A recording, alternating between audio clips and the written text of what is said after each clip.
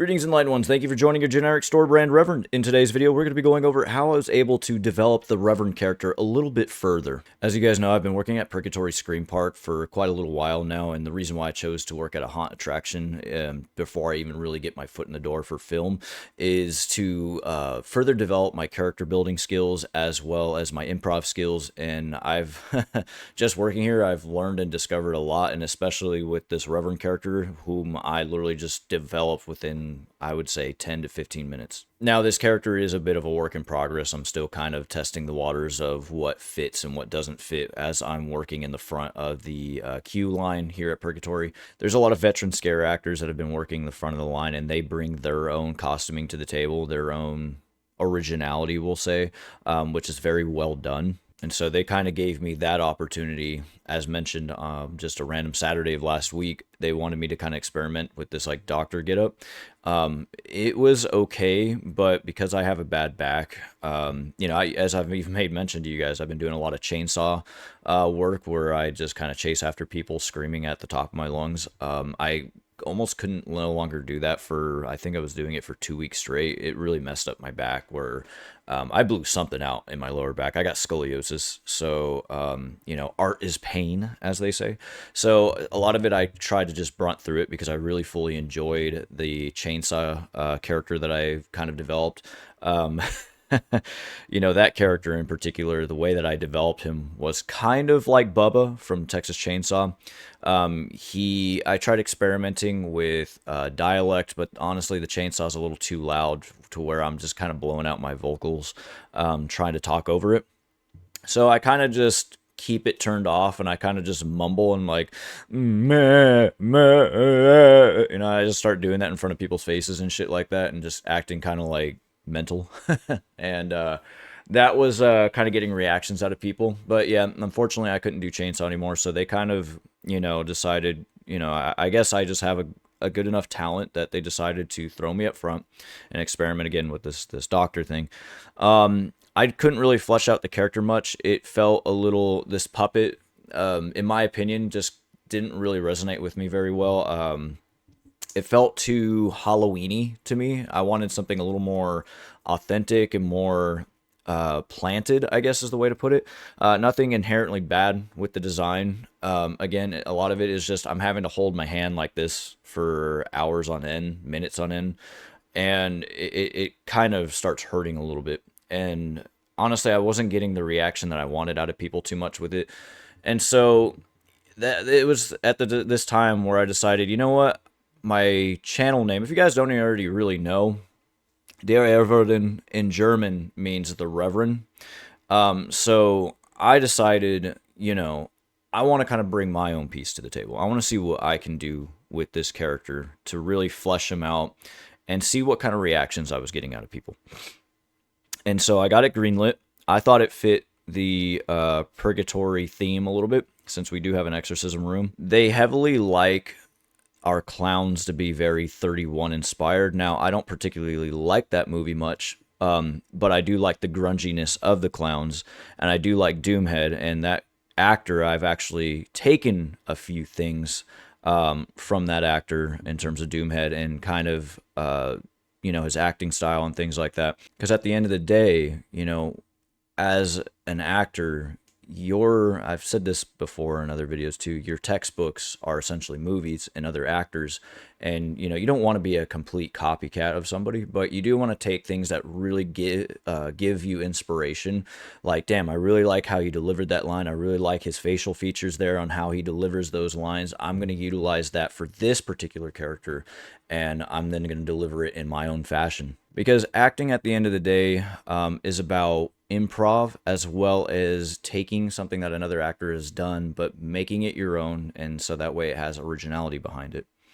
And so now we're going to get into how I've kind of fleshed out the Reverend character, since I've been able to play with it a couple of nights now. And if you guys have seen my post, I kind of gave you a little bit of a glimpse of who this character kind of is and how I've developed him. And as you guys know, I have a very big issue with the way that things are in our world, I guess. The way that things are progressing. It seems like all around us, the fall of Rome is happening day by day within each country. And, we have a clear disconnect between just being human, having a one on one conversation, those kind of things. I'm not going to get into a lot of detail. I've already kind of talked about this in other videos. But this character is basically a direct reflection of society. He's not really. He's more of like an apparition. He's more like a ghost, almost in a way. And Reverend Cain, in that matter, was kind of a ghost, but I didn't really make him out to be that way.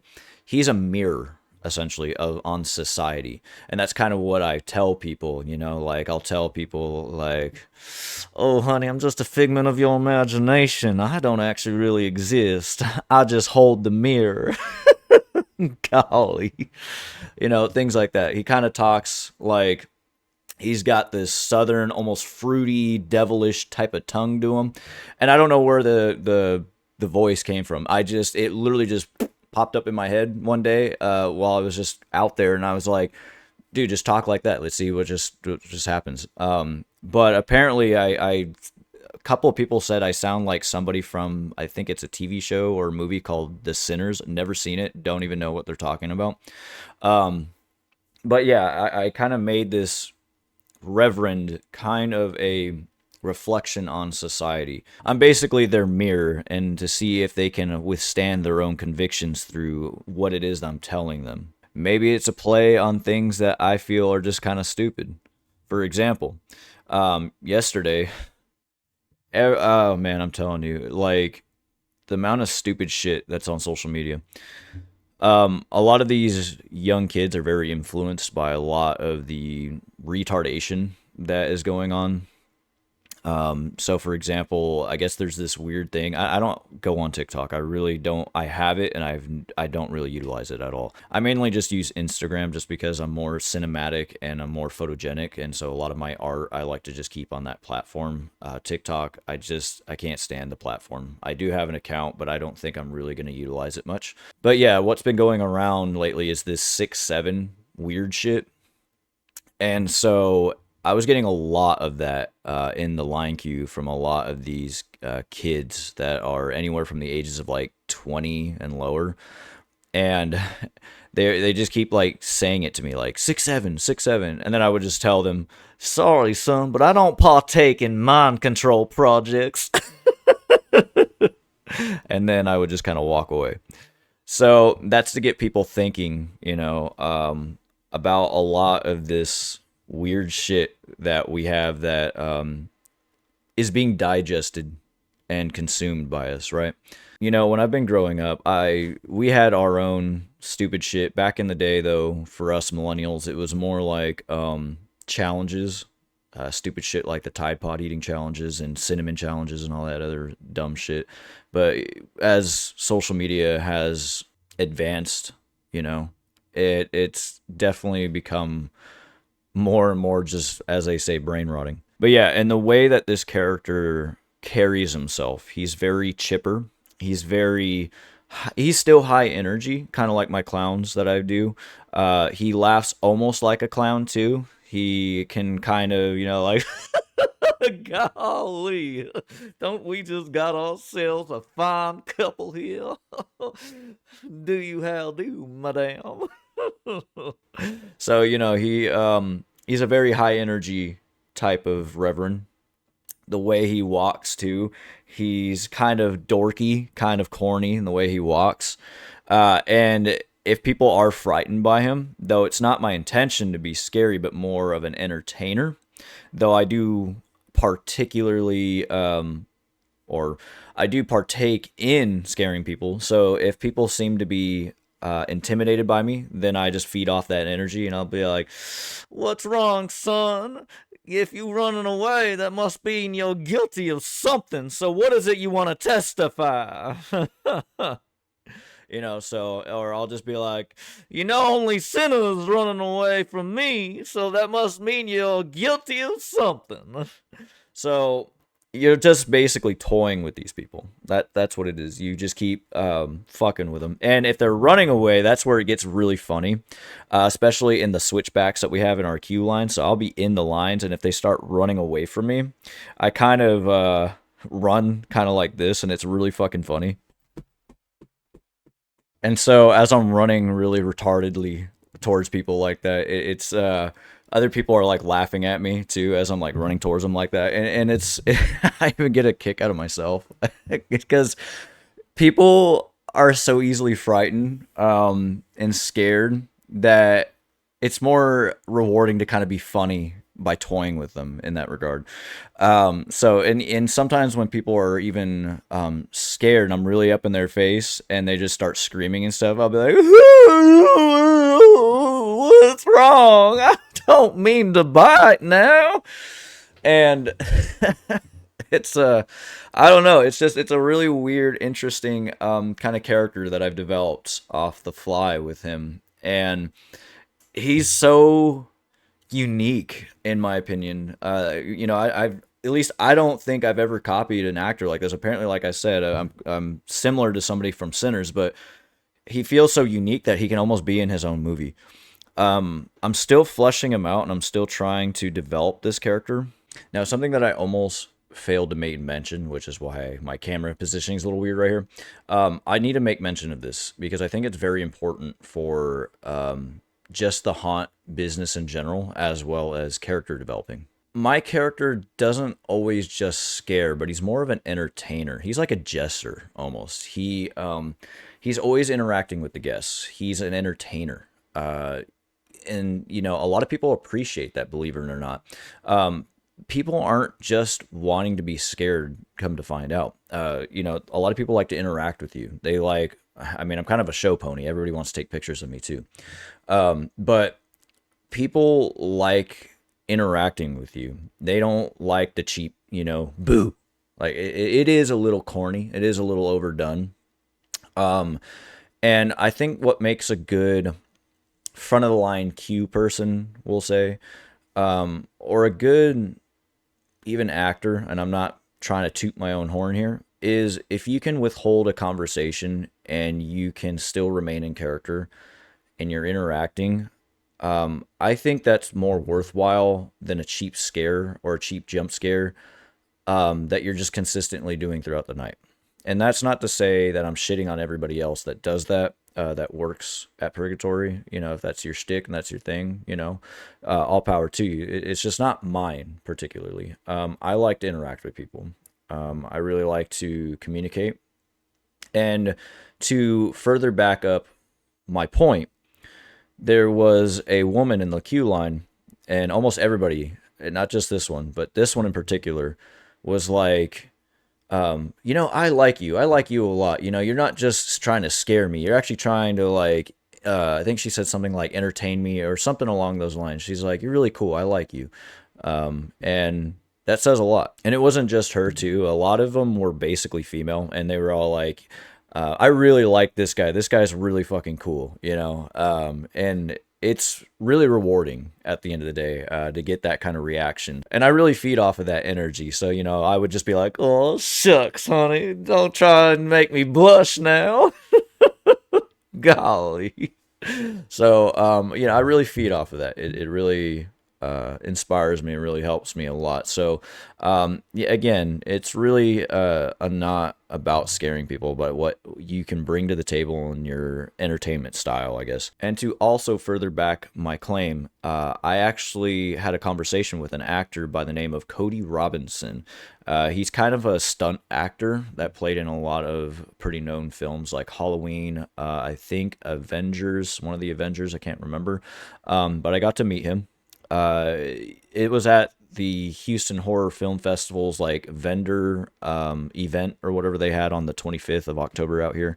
And I decided to drive out there just to see what they were selling. And I had a wild hair up my ass. Something told me to talk to this actor as I was just kind of browsing. And we had a really good conversation and something I learned from him that we'll get into. But my starting conversation was, hey, man, like, I myself am an aspiring actor that wants to work in the psychological film aspect of horror.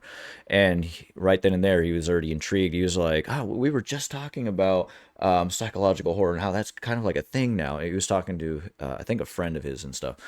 So I kind of sparked his interest. And, we were going back and forth with like agents and the typical stuff, the typical things that you need and the connections and all that. One thing that he said that furthers my point, though, is he said that, you know, it's not, it's being entertaining and scary can be hand in hand, right? It's that, it's that barrier, that line, that you can cross where you're both comedic and as well as terrifying. And I think that's exactly what this character is. You know, he's very, he's intimidating, and you don't know what he's gonna do. But at the end of the day, he's more of just a figment. He's more of just, again, a mirror. He doesn't really exist. He's more of a play on the people, and that's why I think he's almost like a jester in a way. He's very corny, very clownish in his own way too. So he's not meant to be always taken serious, but when he tells you something, he wants you to think about it, you know, as he just kind of walks off and goes to the next person. And that's what I really enjoy about this character a lot. So yeah, I just wanted to make mention with that. I even got a Bible, so that way I can really enhance my dialogue, my dialect, by remembering certain verses, because depending on what the people in the queue line are doing, I can recite them a verse that is in relation to what they're doing or how they look, how they carry themselves. And again, it's going back to that self reflection, right? It's not necessarily to make fun of people or to dehumanize them or whatever it may be, or insulting. It's not that at all. But it's to get people to kind of question themselves, question their humanity. I don't know what you may want to call it. And if you guys also recall, I made a post yesterday afternoon, I believe. I was just, I was getting ready. I was, ironing my hair and shit. And I was just listening to some shit on YouTube, and that video came up, and I was like, okay, this kind of seems interesting. Aside from the crappy AI voice, I didn't like the AI voice, but the video really resonated with me because the way that well, whoever put it together did it pretty well in any way, but the way that they were explaining how it is to be someone like myself, something I've always struggled with is, well, for one, myself, and as well as just not really necessarily fitting in. I never really wanted to fit in, but I wanted to try to make connections with people. And that's something that I lack in my life a lot, is making genuine connections with people, because of the fact that I don't believe in a lot of the shit that's going on. Just everything. It's like and I've been told I'm an old soul, so to speak, but like I can't belong in this. Like it really bothers the hell out of me. And so the only way that I feel that I can escape from it, and I've talked about this in my other video, is literally just acting and trying to, and I don't want to wake people up. That's not my job, but it's more of your job to, make that determination for yourself. And so this is my art. This is my way to heal or to accept a lot of what's going on, I guess is the way to put it. And so, yeah, like this video I was watching, and he was like, you go into a room, you feel completely fine, to more or less extent, you feel all right. And the moment you go into this room, you can't seem to socialize. You just feel like the energy is just, it's not on your level. That energy is not on your playing field. And so you start draining. It's like you become depressed, or you become mental. I don't know how else to put it, but it's like you just don't feel like you belong. A perfect example of this is, our boss. I'm a technician, as you guys know. I work on piles of crap. And our boss invited us to dinner. And I was feeling okay. And it's just how it always is with me. And it's nothing against them. It's nothing against them at all. It's just I don't I don't have their level of energy, and it just feels draining. So we'll go into the restaurant, and I have another technician who's about to get married, and I'm happy for them and whatever, and they got a kid, and oftentimes it's just like I can feel the room, like I can feel their energy, and I can feel the son and the boss and his energy over there, and how happy they are, and how good they must be, or whatever it may be, right? Especially my tech whom's getting married, and as a guy, and this is just me being straight up and honest and transparent with you guys. I'm in my 30s now.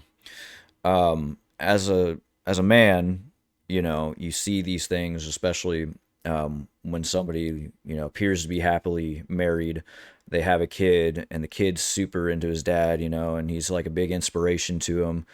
And it's like my biological clock has ticked, where I would love to have something like that, in my life, of being able to have a son that loves me, and be the dad that my dad never was. We always try to, I guess, we always try to become better than our own parents, I guess. Maybe some of us, maybe not all of us, but that's something that I think my dad tried to do for me. Is he tried to be a father, but he wasn't really there, is the best way to put it. The best way that he could show love to me is through materialism, taking me to amusement parks, buying me an Xbox. 360 was the shit for me in my generation. But yeah, and so I see them and how they're super all into each other and shit, and everybody's having a good time, and I'm just kind of there, like I can't feel like I belong here. Like it's like I don't have any of those things, so I can't resonate with you. I can feel how it is to have those things, but I'm not there yet though. And so it kind of brings me down a bit. I'm still, like I said, I'm still happy, and I feel no remorse for anybody, that has their lives set up and shit like that. But it's just, it just feels almost depressing in a way, like I don't have anyone to share that with as well, to really, I guess, vibe, as they say. Um, and so, and it doesn't have to necessarily be on like a romantic or intimate level either. You could be going to parties or whatever it may be, and you still just don't really feel like you belong there. Clubs, same thing. I just see how people are, and it's just like ew.